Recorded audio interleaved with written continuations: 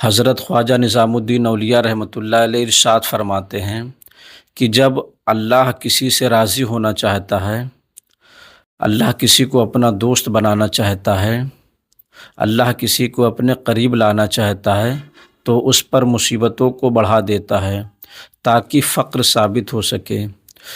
جو صاحب نظر کی نظر میں رہتے ہیں، جو پیر کامل کی صحبت میں رہتے ہیں، تو پیر کامل انہیں وہی تعلیم دیتا ہے کہ ہر حال میں اللہ کی رضا میں راضی رہنا ہے، ہر حال میں اللہ کا شکریہ ادا کرنا ہے، اللہ کی نافرمانی نہیں کرنا ہے۔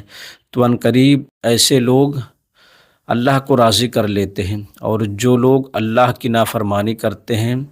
ناشکراپن کرتے ہیں، اللہ کے فرمان کو نہیں مانتے، ان پر ذرا سے بھی مصیبت آ جاتی ہے تو وہ چیخنے چلانے لگتے ہیں۔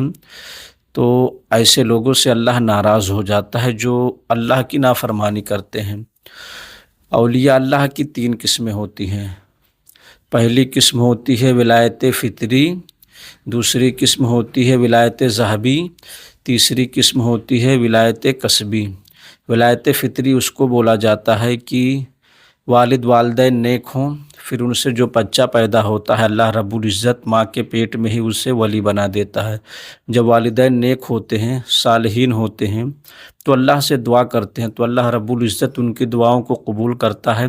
اور ان کے ہاں جو بچہ پیدا ہوتا ہے وہ بھی مادرزات ولی ہوتا ہے، یعنی اللہ رب العزت اسے ماں کے پیٹ میں ہی ولایت عطا کر دیتا ہے۔ اور ولایت کی دوسری قسم ولایت وہبی، اس کو بولا جاتا ہے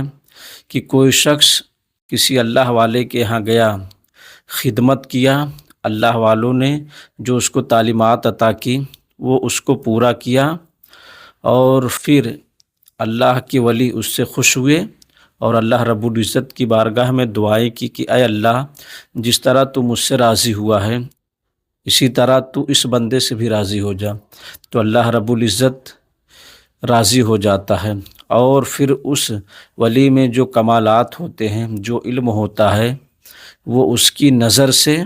اس شخص میں چلا جاتا ہے، اور جو غیب کا بھید ہوتا ہے وہ اس کو مل جاتا ہے، معرفت کا جو بھید ہوتا ہے وہ اس شخص کو مل جاتا ہے۔ یعنی ولایت وہبی اس کو بولتے ہیں جو کسی صاحب نظر کی نظر سے عطا کیا ہوا ہو،